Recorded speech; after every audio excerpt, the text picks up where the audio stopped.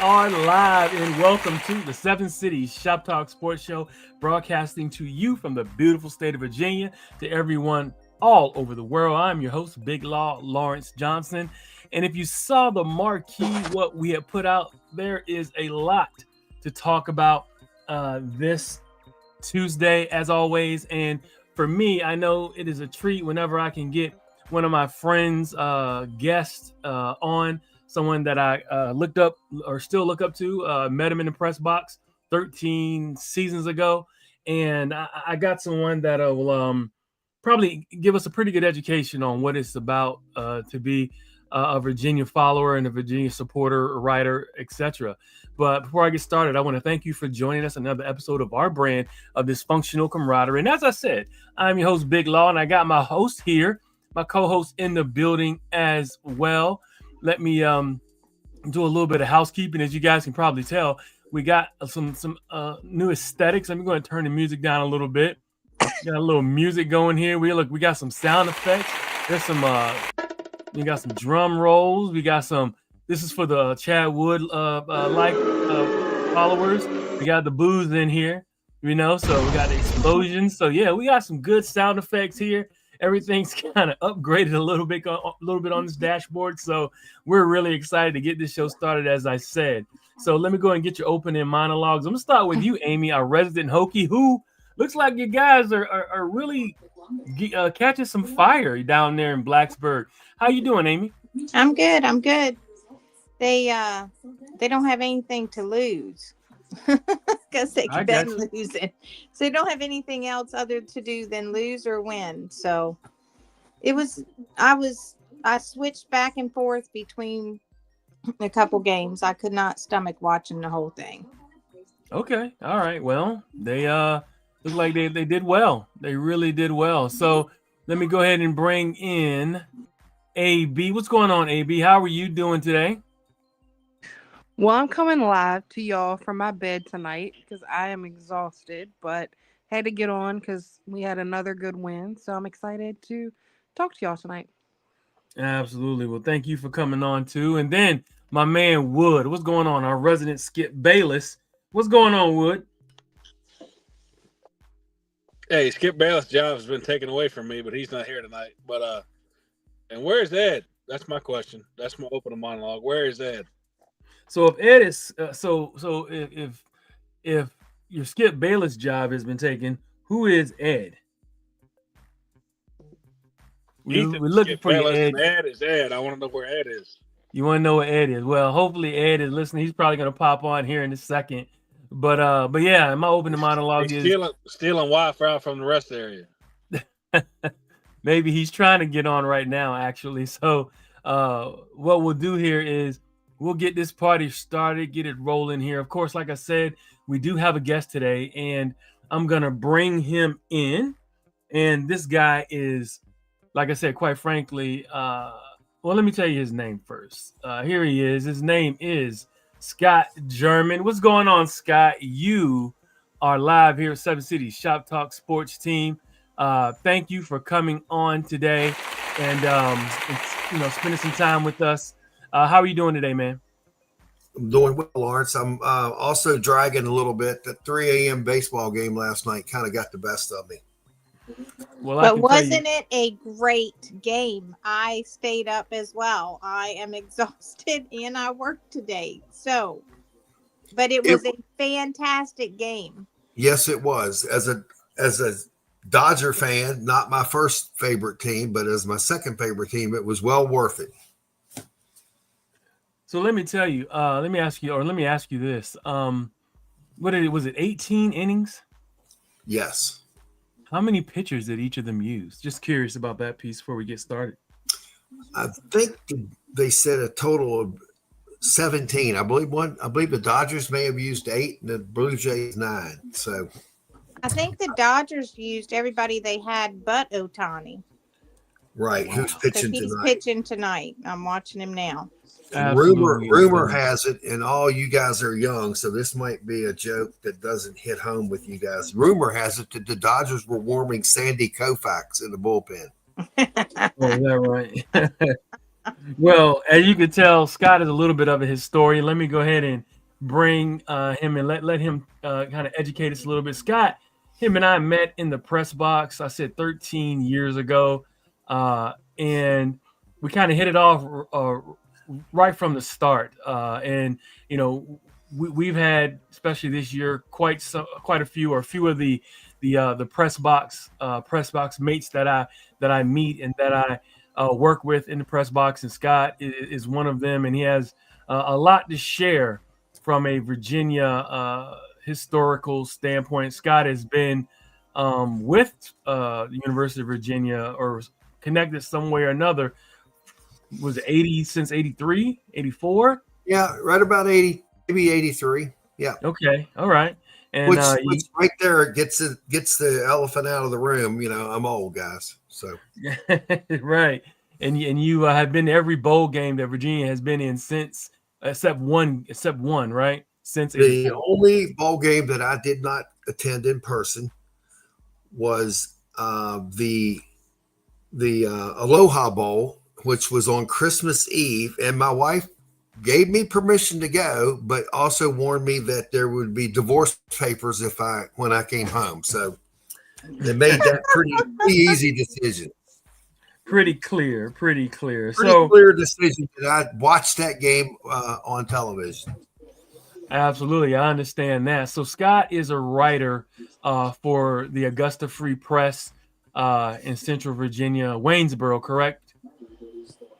Yeah, Waynesboro, but that's where the home base is. But it's pretty, you know, as we know, internet now, pretty covers pretty much everywhere.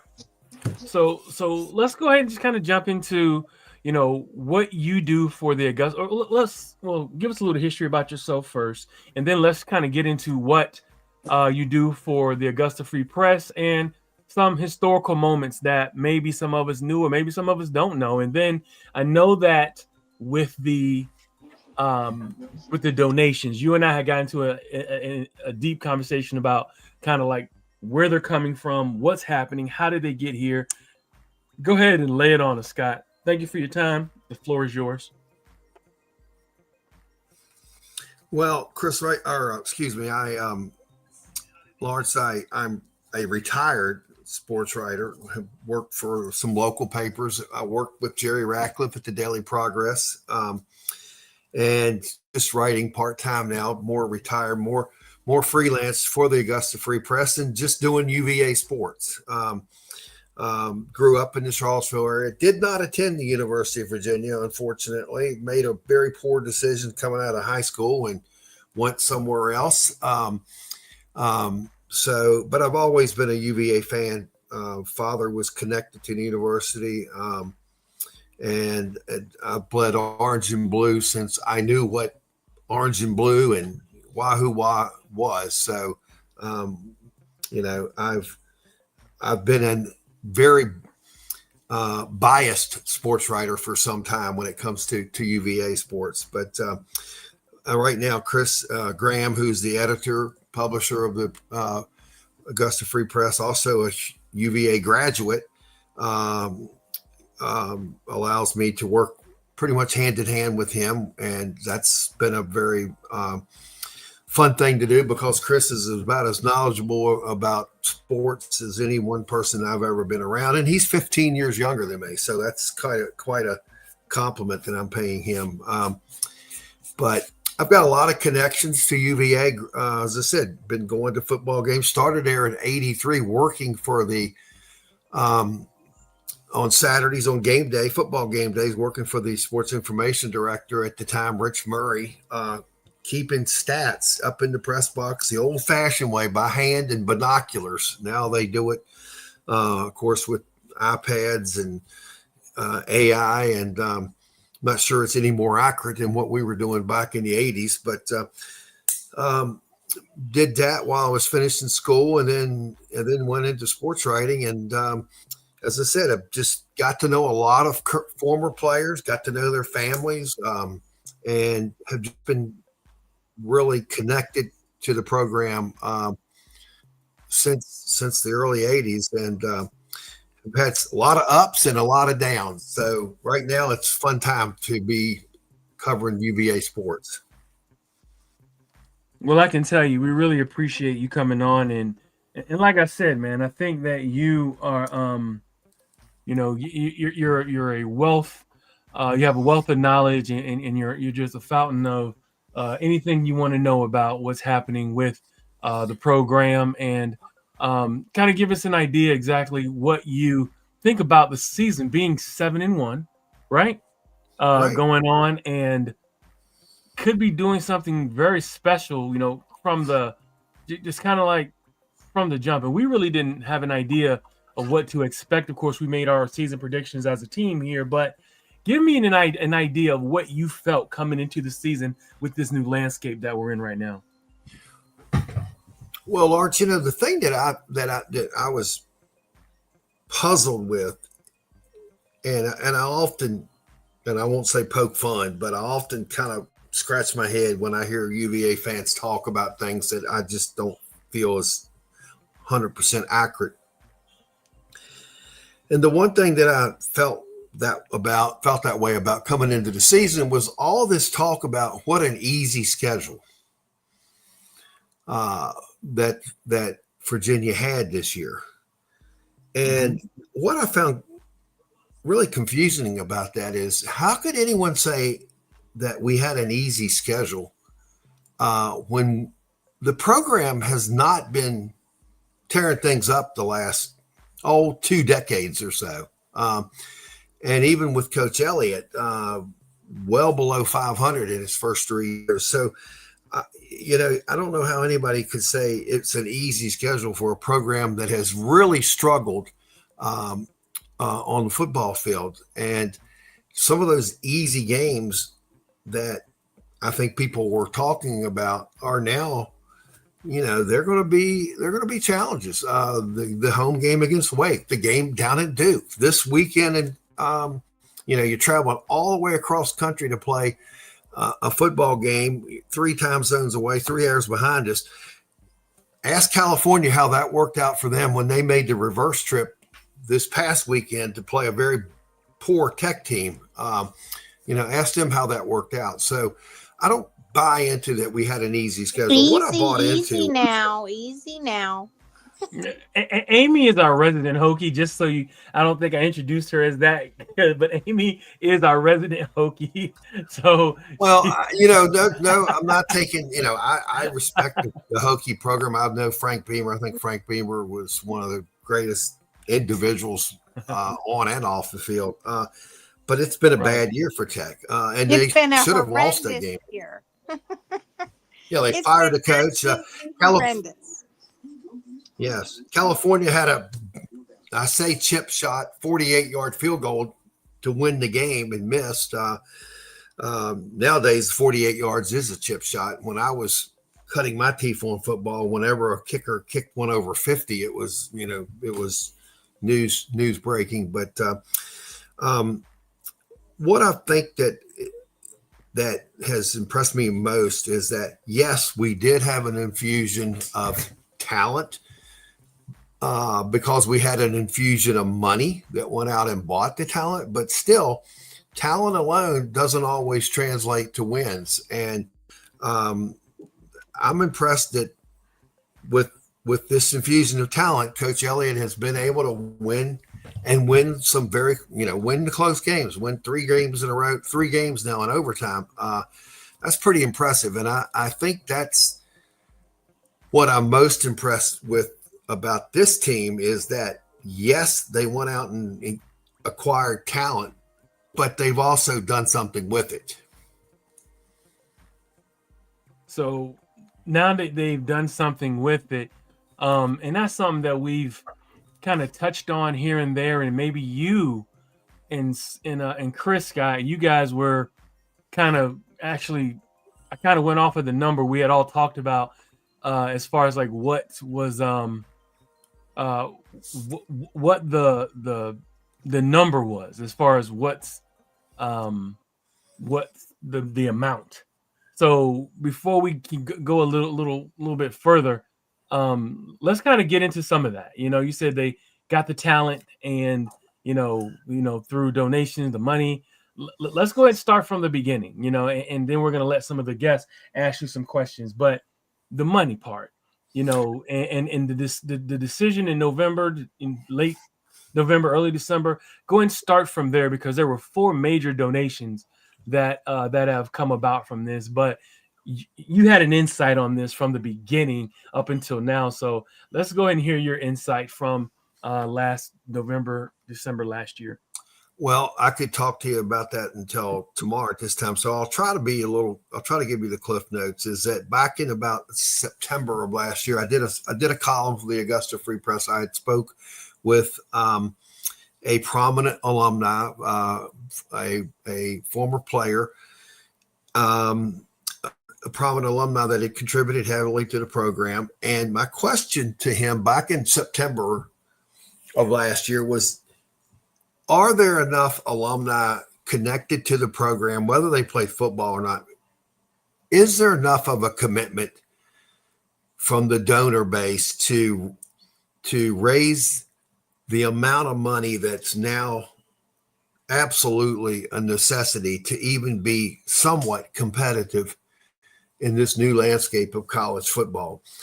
And this particular individual said, absolutely, there is a huge commitment to UVA football from the alumni base, not just football players, but from the business world, people that know, it's important to have a good football program. They say that the football program, the athletic program at the school is the front porch to the university. So it's important to be good, to be competitive, and that UVA would step up. And then fast forward a couple of months to what ended up being a disappointing finish to a season that started out pretty promising, and it ended down in Blacksburg getting beat around by the Hokies. Literally the next day, that group of alumni that my contacted had told me about had said, hey, enough's enough. We've either got to be all in this new landscape, or we need to be all out. We can't have 1 foot in, 1 foot out.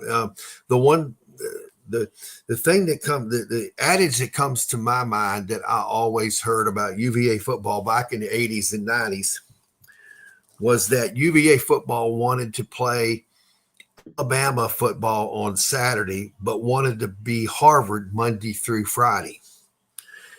And you can't do that. That's not possible. Show me a school in the top 15 or 20 that's a competitive team that's going to compete for playoff berths that is Ivy League material. I mean, you can look right now, if you're looking at the top 15s, Virginia's the closest probably you're going to come to that. At one time, Stanford had a good team. Notre Dame is knocking on that academic door as well. Northwestern, but those are teams that aren't usually showing up in your AP rankings. So I think the alumni base made it very clear just a couple of weeks, maybe even less than that, after the season ended, when they got their first transformational, I think was the gift. And what we've heard in the media circles, and I don't doubt this, was that it was around $100 million, more or less. And that at first it was earmarked to be used over about an 8 to 10 year period, which if you do the quick math, that's about $10 million a year. But then they decided to, no, we're not going to put any restrictions on this. If Coach Elliott needs 25 million, 30 million, let's let him have it. Let's do whatever we can do to put the best talent on the field for the 2025 season. And we'll find out if Coach Elliott can coach with the talent level being upped considerably. Well, so fast forward again to where we are now. Obviously, he's pushing the right buttons. The team's 7-1, won 3 overtime games in a row. And meanwhile, the smart alumni that obviously Virginia has looked at Scott Stadium, and the Washington State game, Lawrence, we were there. The Florida State game, probably the Wake game, I'm hearing is going to be close to a sellout. The Tech game will definitely be a sellout.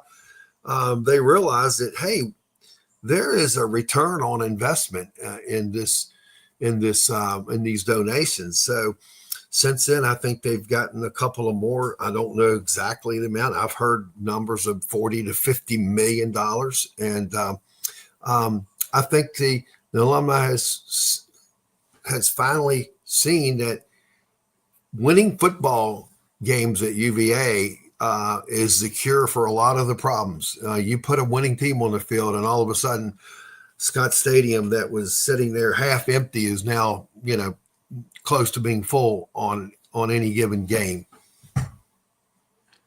So with this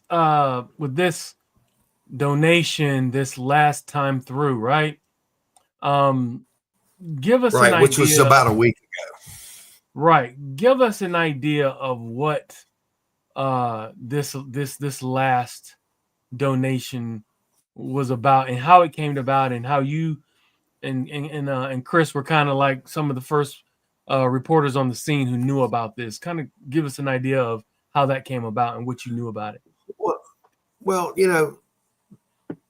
being in the media, being in the press box, Lawrence, you've been up. There's a lot of people come and go in there, a lot of people that are insiders. And when you've when you've developed these relationships for as long as we have, you talk to people, and you become to know, and you begin to understand these folks know what they're talking about, and these folks are just spitting off stuff on the top of their head. It could be true, could be not, but from what we gathered just a week or so ago, that the commitment to UVA football was not a 1-year deal. It was numerous alumni and growing by the day of alumni, supporters, donors that like what they see. And they also understand, and here's the real difficult thing, especially for someone that I call myself old school UVA media. Ed is going to appreciate this. Go ahead, Ed, because you and Ed. When I followed, I'm sorry. Oh, go ahead. No, I was just saying we have someone who calls themselves old schools as well, and this is Ed. Ed, and you'll Ed will ask you a question. You guys will really hit it off because y'all are both baseball guys too. But go ahead and continue. I'm sorry to interrupt. So Lawrence and Ed, when the bulk of my early coverage of UVA football was with Coach Groh, and I knew some of the assistant coaches very well. When I was in high school, Coach Danny Wilmer was our high school football coach. I did not play high school football, full disclaimer there, but I knew Danny. I've known Danny since 1975. He just passed away this past spring. Danny was probably the best recruiter. In fact, he was named the top recruiter in the country on two separate years. When I was following early on in Virginia football, if you had a turnover class of 18 to 20 on any given year, that was considered pretty heavy, pretty large. To think that you got to go out and replace 18 or 20 players.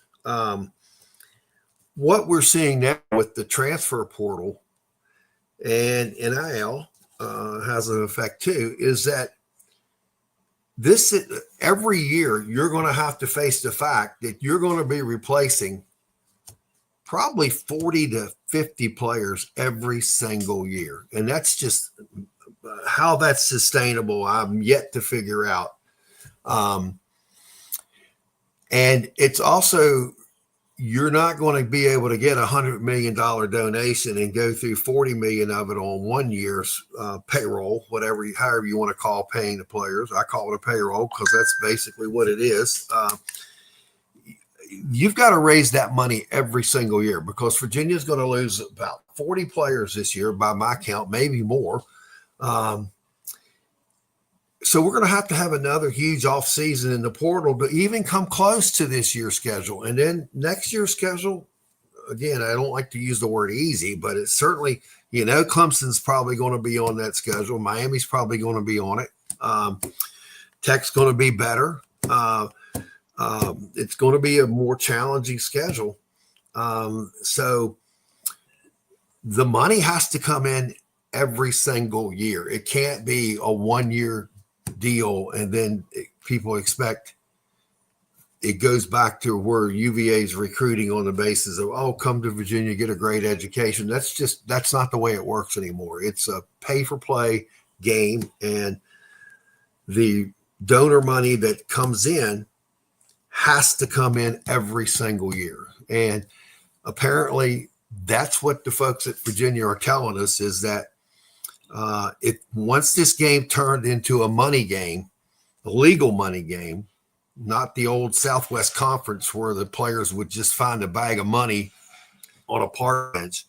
Now that it's completely above board to pay the players, when that landscape changed, Virginia became all of a sudden a major player in this world of college football. Well, I can tell you, we definitely seems like we're seeing this happening and the results of it. Now, I've just still getting used to seeing, this, getting used to this landscape of, oh man, they're getting this amount, they're getting that amount, and it seems like it's only going to get higher. But I'm just kind of sitting here thinking, Virginia has always been known for its education, and what you get, when you come to the school from that standpoint. But they got state of the art. They have a state of the art facility now, and facilities, because they're still building. If you go on the grounds, you see the cranes, among the mountains, among the what do we call that? I guess we'll call it a skyline. The Charlottesville skyline. You see cranes everywhere, because they're building large buildings, facilities. There's money pouring in from somewhere, and you're seeing the results of it. But these are the things you have to have if you're going to recruit, big time, in the world of football. Also, you think about, the way that schools like Alabama, they've already have had this stuff, but you and I were talking the other day. You were saying, if you think about all the schools in the SEC from a financial standpoint, none of them can hold a candle to what UVA can possibly produce and what they currently have. Did you want to elaborate on some of that? Well, Lawrence, if you're talking about alumni base and the ability for the alumni to donate money, Virginia's going to be at the top of the list. In the SEC, they're going to be very close to the top of the list of the Big Ten. The only school in the Big Ten that probably has a donor, let's call it a donor power of raising money, might be Michigan and Ohio State. And Michigan, because Michigan's got 55,000 undergrads, Ohio State close to that.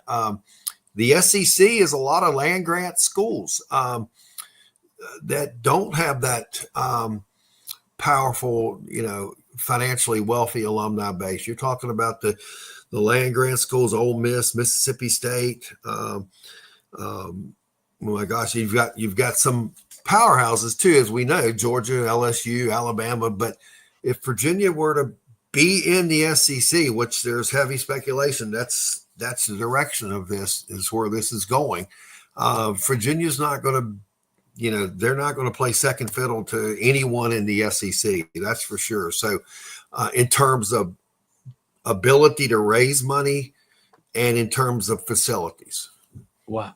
That's very interesting to hear. You probably would have never thought 4 or 5 years ago that UVA would compete in any way with an SEC school. So let's do this. I'm going to open it up to some of my co-hosts here. I'm going to give Ed the first shot at you, let you guys chop it up. Ed, go ahead and ask Scott a question, bro. Hey, Law's just afraid I'm going to nod off, so he's letting me go first. No, he's right. I am the old head of the group. I'm so old. I remember when we were talking about the replacement for Sonny Randall. So I've been around a while. I never thought I would see Virginia paying players legally or otherwise. The biggest scandal they had up until, well, actually probably the only real scandal they've had was when Virginia Student Athletic Foundation was paying for kids to take visits home, to go attend grandma's funeral, that sort of thing. It's not much of a scandal, but it's all we had. Well, and they weren't really even doing that. They weren't really even doing that. They were loans. The athletic, they were loans, except they found out that they were interest-free loans. So the caveat to that is they weren't just handing them money. They expected payment, but back in those days, that was also one of those 6,986 rules that the NCAA had that said you can't do that. So it was nuts. My question is this: this is sort of a cause of mine. I think it was last week or week before last. I saw a statistic about how many. I think it was 5 or 6 of the preseason top 25 were already out of the top 25. Do you think we'll ever have a day where common sense comes in and we wait until, say, I don't know, first Sunday in October before we start doing polling? I think you're going to see that, because especially now that the roster turnover for every school is enormous every year. Ranking these teams that early in the season is you could let a 6-year-old pull names out of a hat, and it would probably have as much credibility. I think what you're going to see is that they're not going to do rankings until probably the first week in October, and similar to the way they're going to announce. I think the college football playoff rankings will come out like next week, I believe. Is that right, Lawrence? You might know about more. I thought it'd be it's either this weekend or next weekend. It's soon, but I think the rationale behind that is there's no sense in putting that ranking out the first week in September, because the teams have so many new faces. You just don't know how it's going to transition from the portal to the spring ball, and some of these players aren't even in school in spring ball. They don't roll into summer. So I think I think the credible polls are going to realize to maintain credibility, they're going to have to hold out until about October 1st. Okay. Thank you. All right. Let me come to you, AB. Let me let you get a shot with Scott. Hey, I think that's what you said. A shot with Scott. Go ahead, AB. Here we go. So my question might be, I don't know, I guess a little blunt, a little harsh. So the way that it is perceived is that Tony Elliott doesn't care about the alum. Obviously, without giving names, these donations, are these coming from former alum? Because for former football alums to be buying into the program, you would think that Elliott would want to buy in a little bit more to alums. From my understanding, he's not even like helping alums with tickets anymore or anything like that. So what's a little bit of your feedback on that? I could not disagree any more on that. From what I've seen, and I know a lot of the alumni, and they gather every game, and it's growing by the numbers. They gather right behind Bryan Hall. I'm invited to a lot of the tailgates. Sometimes it's 100, sometimes it's more of former players. I think the time requirements on a head coach now are so overwhelming that to think they can sit down at their desk and email players and email former players, to think that they can just do that randomly, that's probably, not very accurate, or that's probably unreasonable expectations. From what I have noticed is that the former players have a good relationship with Elliott, but more importantly is they have the relationship with the school, because coaches come and go. whether they're fired, whether they move up. I mean, I wrote a column today. The Atlantic Coast Conference is likely to lose 2 successful head coaches this year. They're going to probably lose Jeff Brom at Louisville. He's going to get with all these high power jobs coming open. To think Brom stays at Louisville is probably pretty foolish. I would expect Brent Key to be a top candidate to go to an LSU, maybe a Penn State. And there's going to be some other jobs open. Florida State job's going to come open at the end of the season. So alumni don't exactly connect with the coach as much as they do with the program, because coaches come, coaches go. It's kind of like the same with I can assure you, the basketball alumni, many of them connected with Coach Bennett, but Coach Bennett didn't exactly, reach out to older alumni players that he never coached that well either. But the program still, the alumni from what I can tell is supporting the school more so than supporting the current head coach, because the current head coach is just that. He's current. They come, they go, and you commit to the program, to building the program, so that if you do lose a coach, you're attractive enough of a program that you can replace him with an equally as good of a coach. All right. Great question and great answer, everyone. I mean, I don't think I answered it the way she was expecting, but to be honest, what I'm seeing was, I'm not, former alumni respect him. He runs a good program. The first year that he was there, with the tragedy of our 3 players, of which I knew all 3 of those, I volunteered at the university as a mentor, and they were all in my group. All 3 of those players, I spoke to them on the Thursday before the game, that they lost their lives on early Sunday morning. Coach Elliott inherited a disaster there, just an unspeakable tragedy. That I don't think a lot of people realize the toll it took on the program. Right. So let's do this. Let me get another host in here. Wood, let me get you in. Let's get your shot at Scott. Hey, Scott. Yeah, I'll kind of piggyback on AB's question a little bit. Why was the decision made this previous offseason to let's go all in, with the money, with the recruits? Let's throw everything in this year. I mean, we had great teams under Bronco Mendenhall without the great money. We were in the Orange Bowl ACC championship under Bronco. So what happened? Was it just a big donation that changed everything? I mean, I'm sure we had big money before that.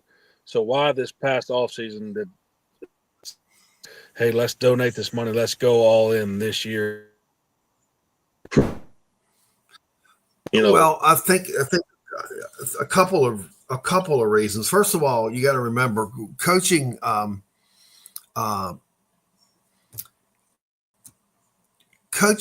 has changed since Bronco Mendenhall was there. Bronco didn't deal with the NIL. Bronco didn't deal with the transfer portal.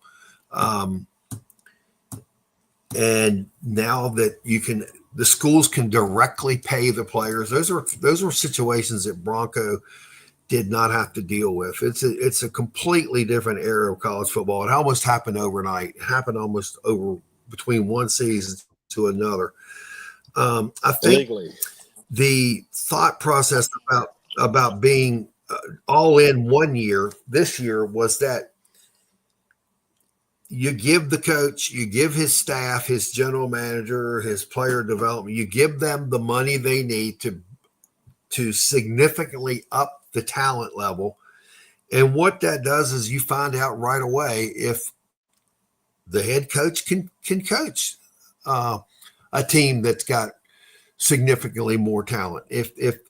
And I think the bar from what I was told, and I believe this to be true, was that if this with this transfusion of money, if this program didn't win 7 games and one of those 7 games was not Virginia Tech, then they would probably move on and pay Coach Elliott his buyout and move on. So far, so good. 7-1. Still got 4 games left. So hopefully things don't go south on us. But I think that was the sense of urgency to determine whether Elliott was an X's and O's coach with talent. We knew the record. We knew the what his record was 3 years prior to that. But there's no denying the talent level on this program this season is generations ahead of what we had here last year. Oh, good question. Good answer. Let me come to you, Amy. You get the last question with Scott. So, we got our Hokie fan on board now, huh? Of course. Yep. You have to have a person of reason amongst all the crazy. So, okay. So what's your job? Yeah. So where do you fit in here? I'm the reason sometimes. You're the reason we're drinking. That's the reason. That's right. I'm not drinking tonight.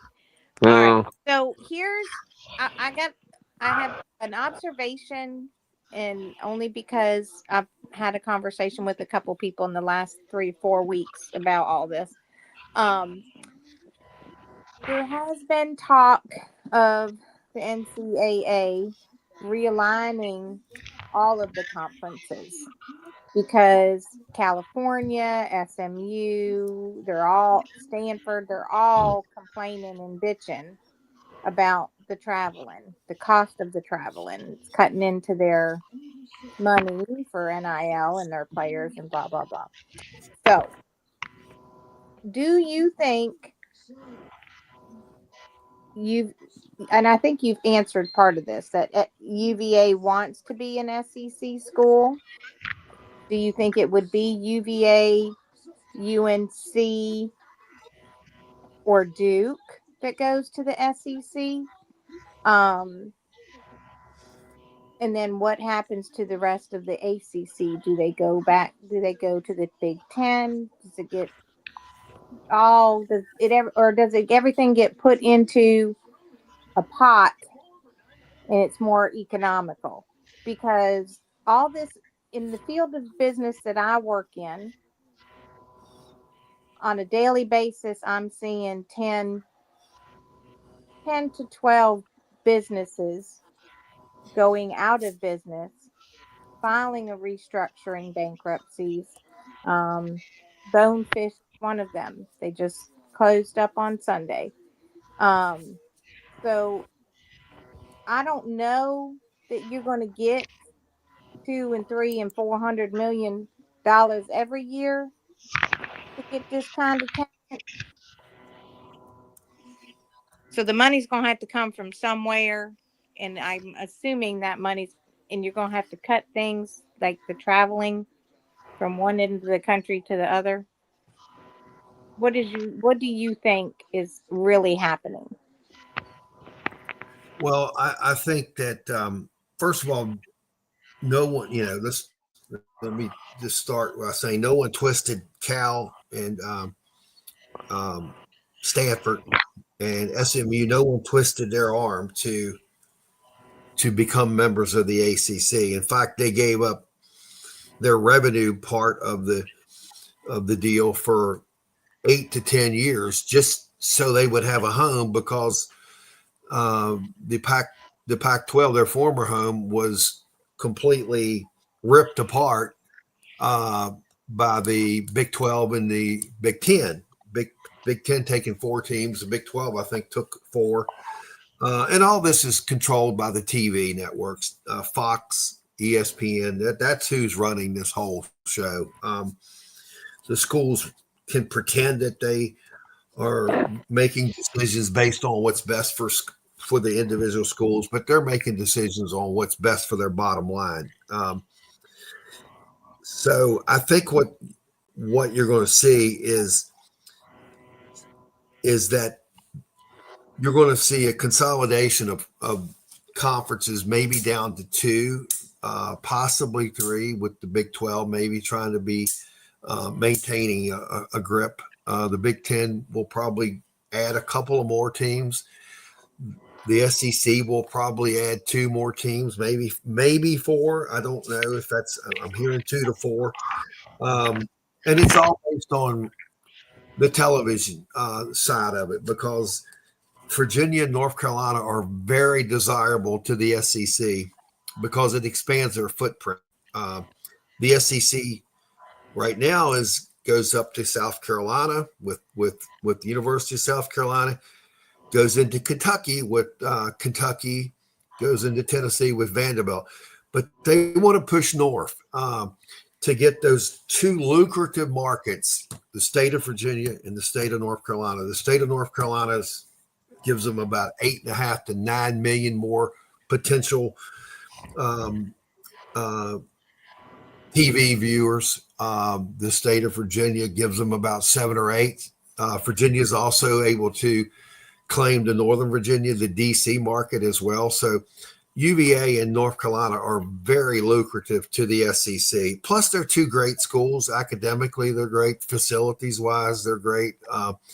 It makes sense for those two to go together into the SEC. So I look, and the payouts are just astronomically higher than what the ACC is currently paying and what the ACC will be able to pay when all of this dust is settled. I think what's going to happen is Virginia, Carolina will probably go to the SEC. Duke, Georgia Tech, I'm hearing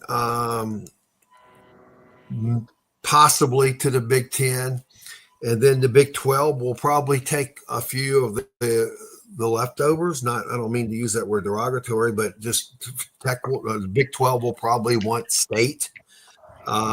Big 12 will probably want Virginia Tech. The Big 12 will probably love Pittsburgh. You take the Big 12 and all of a sudden you add Pittsburgh, maybe Louisville, NC State to go along with West Virginia. That's a really good pod of teams that they can place. They can play each other in football, play each other in basketball, cuts down on their travel expenses. Tech will have a landing spot, and it'll most likely be in the Big 12. And those schools that aren't gobbled up by the SEC and the Big 10 will be remaining in the ACC, and the ACC will add some new teams. The ACC, just like the Pac-12, will be reincarnated next year. The ACC will probably add schools like South Florida, Memphis, Tulane. Whether or not they're going to garner the necessary revenue if they're going to be that desirable for the ESPNs and Foxes of the world, I don't think they will be, but it'll still be lucrative enough for the schools to want to join that conference. Wow. Scott dropping jewels, giving us all different types of insight behind. And these are just my opinion. I'm not here. I am hearing a little bit towards with people that I trust that are telling me that, but a lot of this is just my insight as to having followed the program. And the old saying goes is follow the money. And the money in college football is in the SEC and the Big 10. And the other thing too is, I don't know that you can get North Carolina if you don't take Duke and UNC together, because there's too much of a rivalry with that. There's too much history, and having a conversation with someone that is in ACC television arena, I guess is what you want to call it. Their comment was Duke and North Carolina built the ACC. That's their opinion, and that one's not going to go anywhere without the other. And that's why I was asking if North Carolina went, is the ACC completely washed away? No, it won't be. But I do also know that Duke and North Carolina will be separated. The state legislature is not going to hold a private school and a state school. They're not going to. In other words, the SEC does not want Duke. The Big Ten may. I'm not sure. But Duke brings nothing from the standpoint of a television market, because if you get North Carolina, you get the entire state of North Carolina. You don't need Duke to come along with you. Duke would be just an extra mouth to feed in the SEC, and they're not looking for extra. They're looking for schools that will bring something to the table. And the University of North Carolina brings them 8 million TV viewers. The University of Virginia brings them about 11 million TV viewers, if you count the DC area. So they can still be rivals. They'll play each other in basketball. I'm not sure they'll play each other twice, but whether they're in the same conference or not. I go way back to the old NFL days when I first started following the NFL.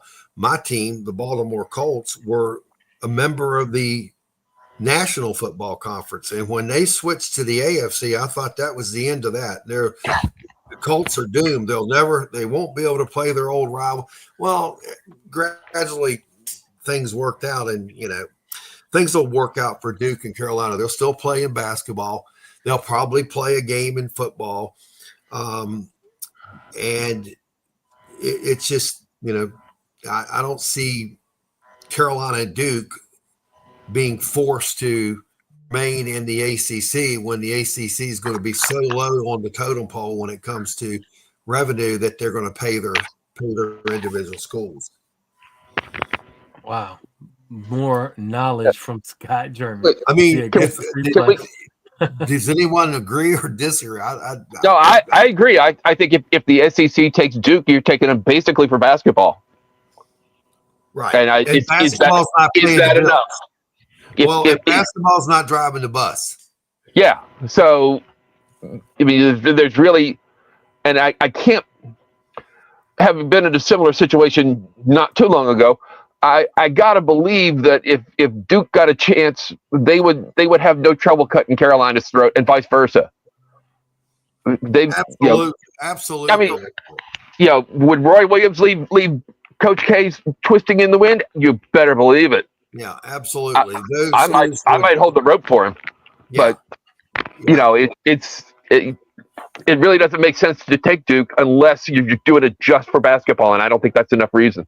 No, this entire mess that we're in realignment is strictly because of football. It has nothing to do with basketball. In fact, there could be a day where schools are aligned differently for basketball than they are football. Oh God, I'll never keep that straight.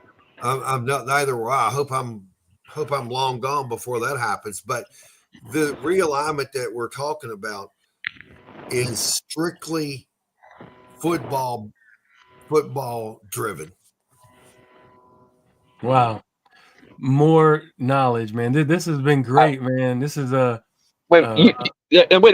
He dropped a little hand grenade in here. I want to go back.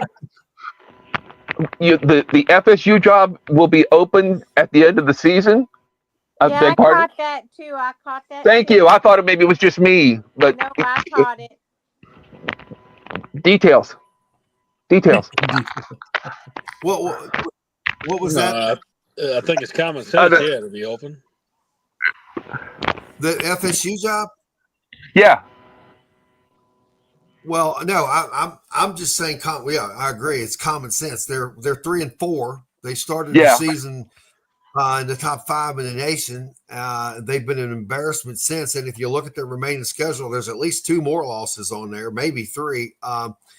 They're just not doing what they should do and get an early start on. Yeah, that's what I was saying. Why not? If you're going to do it at the end of the year, why wait? I don't know. But there's no way that Norvell maintains his job. I mean, 3-4 right now, and they're likely going to end up 5-7 or something, 4-8. That's not going to. He's not going to be around next season. No, they got smoked by was it Miami? Yeah, there's too many people that have been fired already. Yep, for him to survive. There's a lot, and there is nobody other than Lane Kiffin, in my opinion, would go either to LSU or to FSU. I mean, there ain't anybody willing to take that job. I'm thinking that the reason the FSU job has not been opened already is that they have been having talks with an undisclosed coach that they want to move to, and they're just not tipping their hat right now. Go ahead, Wood. What were you saying? Is his name James Franklin? Frank to Florida State? Yeah. I mean, that's possible. Ed, mute your mic. I got you. Go ahead. He said it's possible. Okay. I think that Florida State, if that job comes up, this is another factor that's affecting our friends down in Blacksburg. The more of these high-profile jobs come open, the tech job is now slowly moving down the list. When they first fired Pry, UCLA fired their coach. Well, UCLA and Virginia Tech were the two open jobs, and by de facto, they were the two best jobs. Now, all of a sudden, you've got Penn State, LSU. You're likely to going to have Florida State at the end of the season and a ton more. This is probably going to dictate that Tech goes in a direction of hiring someone, not to say they're not qualified, but hiring someone a little bit under the radar and not pinning their hopes to getting a James Franklin or someone like that, because Franklin has been on a visit, just FYI. Yeah, well, I think if I were Tech, I would be worried about a coach coming in like that, because I think they would be coming in to just be there 2 or 3 years and recreate themselves. Wow. If I were Tech, I'd be looking right now down in Harrisonburg at the JMU coach. That's who I want. That's who I have told. And the JMU athletic director. Correct. Package deal. Hush y'all's mouse. Gone. Every time. I hope they hire another bum from Penn State. That'd be great. Let my JMU squad keep their people, man. Oh. Well, let's do this, y'all. Let's get into, and you can hang around, Scott, man. We appreciate you hanging and giving us all this information. We're about to do the good, the bad, the ugly. I'm going to let you talk. I'm going to just sit in the background and listen now. Okay. Cool. Appreciate it, man. Yeah, come hang out with us. So let's do our good, the bad, the ugly turbo style team. And we're going to talk about the game last week. And I'm going to start with you, Ed. Good, the bad, the ugly from last week. For last week's game against North Carolina. The good's pretty straightforward. We won. The bad, it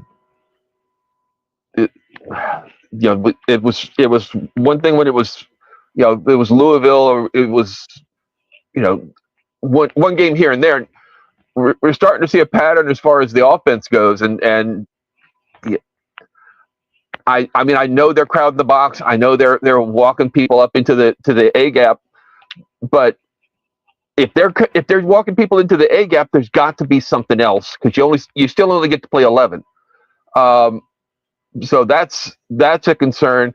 As far as the ugly, tackling, the turnovers, yeah, they were pretty ugly. The other good I might throw in is, this is maybe just as telling, the punter.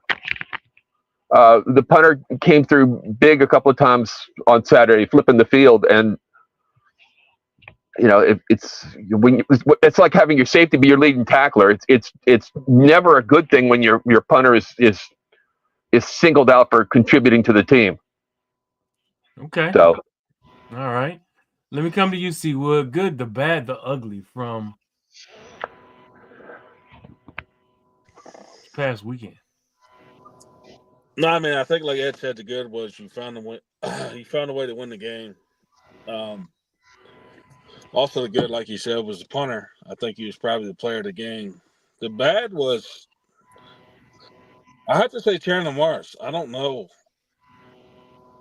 know what happened. He was hurt. I really don't know. But some of the throws he was making, some of the decisions he made, it was like I it think that wasn't him. shoulder's bothered him more than he lets on. Yeah, I think so too. And then he took another shot on Saturday, Yeah, which and he I tried to don't. tackle Lee with that left shoulder. Right. He's just making stupid plays, and he's not running out of bounds. He's taking shots. He's trying to tackle people in interceptions when he doesn't need to. So I think they're bad. I hate to say Chandler Morris is bad, but that game was just bad. It made me think about um, crazy shit about throwing the game and betting and all that. But I won't get into it. But yeah, the bad. I mean, he was definitely bad. I mean, he made certain plays when we needed to, and then I guess the ugly was just. I don't know. I would say overall the whole game was ugly. We shouldn't have. I mean, honestly, we were what 12 No, point you're favorites right. at one point. You got a point. You got a point. No, just say just the whole game Saturday was ugly. I mean, offensively we were ugly. Chandler was ugly. The defense were ugly. At tackling, missing tackles. Like I said, the only positive was the punter. Thank But God for the punt. but to the credit, we found a way to win that game. But Yeah, we can't keep. This is not sustainable. We can't keep going to overtime and winning ball games. I think there was 3 out of the last 5 games we won in overtime. Like eventually, we're not going to make that play. We're not going to get to the half inch that we need. So Right, hey, right. we'll take the win and we'll chalk it up. But we can't keep relying on close games, and we shouldn't. It shouldn't be a close game with those guys. The last 2 games shouldn't be close. let's I hear bring you, back the man. single wing. I got you now, AB. Good, the bad, the ugly.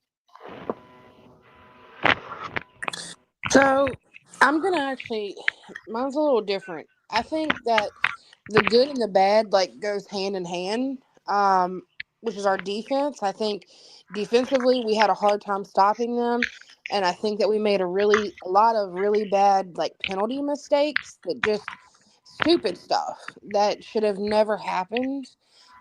However, again, the defense wins the game for us.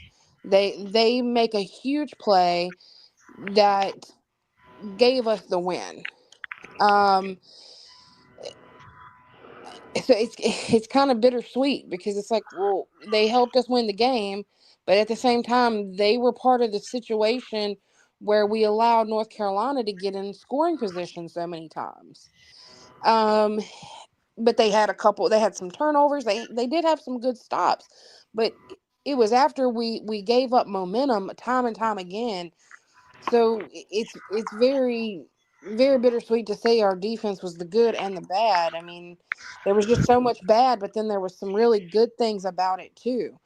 Um, the ugly is just our it's sad because we know, and I agree. I think Chandler has an injury that is worse than what he's putting on. But at the same time, like he needs to be honest with himself, and so does the coaching staff, because if he is not able to perform, then and he's only making himself worse, he shouldn't be out there. And it's scary. The ugly thing about that too, Law, you and I talked about it. It's scary to think that if he's injured and we're still playing him, does that mean we don't have faith in our second string? That's ugly. That's an ugly thought too. Um, Hmm. so I have a lot of mixed emotions. I'm so happy we got the win. I'm I'm not gonna say it was luck because at the end of the day, like the defense made a huge play. But we can't keep putting ourselves in those positions, and we've got to find a way to win games straight out and put an end to it and keep moving on to the next week. Because we just can't keep ending in overtime like this. Absolutely right. That's a good statement there. And let me finish up with you, Amy. Good, the bad, the ugly. I did not even watch any game. So just, I have no clue.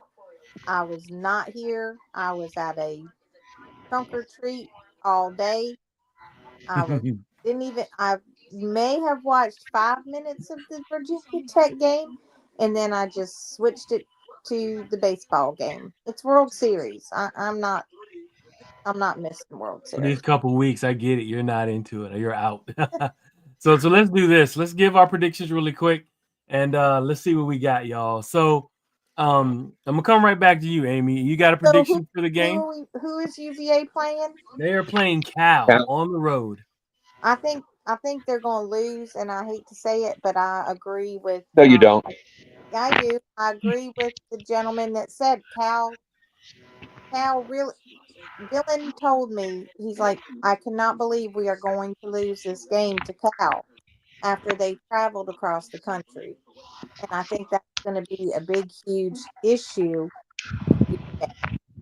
And if y'all's quarterback is hurt and nobody knows about it, and they don't have any faith in the second string, I think UVA loses this week. But I think it's only by 3 points. So I'm going to say 24-21 Cal. 24-21 Cal. Okay, awesome. Thank you, Amy.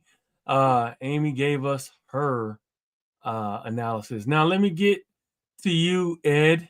Give me your prediction, player of the game, and score prediction.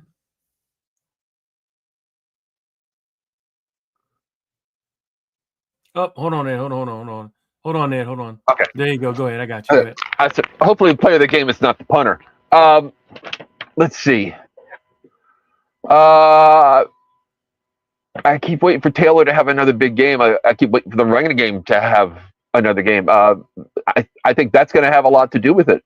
If we can run the ball, if Virginia wins, it's going to be because of one of the running backs. I think we're depending too much on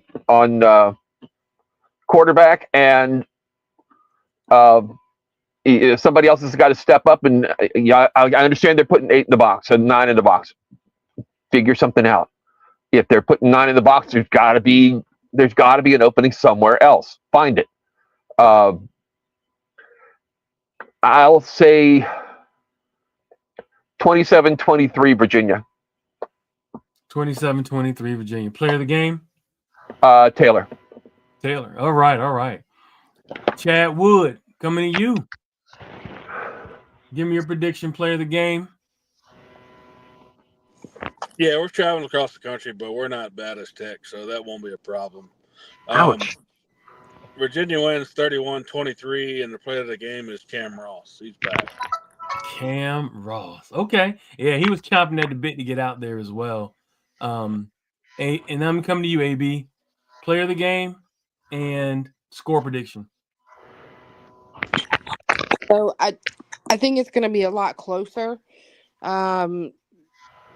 Just because I'm hope I'm wrong. I hope I'm dead wrong. But traveling across the country, we haven't been 100%. We haven't had an explosive offense, more recently. I'm going to say, I originally was going to say UVA loss because I feel like there's a loss still in the season left. But I'm gonna say 2014 UVA. Okay. All right. My prediction, player of the game. Who do you think player of the game is? I'm gonna go with Edrin. Jamal Edrin. All right. My prediction is 31-24 University of Virginia. Player of the game is Cam Robinson, and that's my guy. And I think that he's going to have another one of these big plays, and it's probably going to be game sealing. So I'm going with the defense. That's what we've been riding that for the last few weeks, and I'm going to continue to ride it. And Cam Robinson is my guy, and I think that's what's going to happen. Before we go, this is Halloween coming up this weekend. Everybody, make sure you drive safe. Make sure you slow down on the road. We got little kiddies walking around, trying to get candy, but we got to make sure as adults we be responsible and be safe and drive like we have some sense. But before we go, everybody, I want to get your favorite candy before I close this out for Halloween. Wood, favorite candy for Halloween? Got to be the Reese Cups. Got to be the Reese Cups. Wood, that's one for the Reese Cups. Let me come to you, AB. Favorite candy for Halloween? Right now, I'm on a Nerds gummy cluster kick, so I'm gonna say Nerds gummy clusters. Nerds gummy clusters. I love it. Amy, come to you. Favorite Halloween candy? So we had 400 trick or treaters at this trunk or treat that I did. And I got rid of 20 bags, large bags from BJ's. And the majority of the kids loved but my favorite is a Butterfinger. But the majority of the kids love the little miniature Skittles and Sour Patch Kids. Okay, but yours is Butterfinger. Butterfinger or $100,000 grand bar. Okay, all right. Ed, give me. Yo, Ed's gonna say something like the 100,000 grand bar or the. What is your favorite candy, Ed? no, Halloween. you want to take a guess, or you want me to just tell you? Nah, tell me, man. Tell me. Heath Bar. Oh man, that's my 2C. That's my 2C. I love a Heath Yeah, bar if I too. had to pick chocolate, Score. it would be a Score or Heath. Yeah, Score or Yeah. Heath, man. That's my number 2 seed. That yeah, Ed. Now So- everybody wants to jump on mine. Sometimes the old fart knows what he's talking about. It doesn't happen often, but My favorite Snicker bar. Okay. oh, a solid choice. Solid Snicker bar. choice. Gotta have the Snickers. But yeah, but I can tell you, viewers and listeners, thank you for tuning in. Thank you to my man Scott German for jumping on. I do have some other guests coming on. I think I'm going to get Jerry Ratcliffe, legendary Hall of Fame writer Jerry Ratcliffe, and a few others. I know we've had 3 or 4 people in the press box, just legends in the press box in their own right, on this year, and we're going to continue to get more guests on, and our host to help bring on some more folks. But we got to thank all of you for hanging out and spending some time with us. But as of now, this shop is closed. Thank you guys. We appreciate it. Wahoo, and let's make sure we tune in for this game. North West Coast, so it'll be 12 o'clock their time, their body clock, 12:45, whatever. And let's see how the team plays. Thank you, guys. Be in Florida at a wedding. Oh my goodness! Listen to you. And thank you, guys. I will be flying back on Tuesday, so if I get online, it'll be either in an airport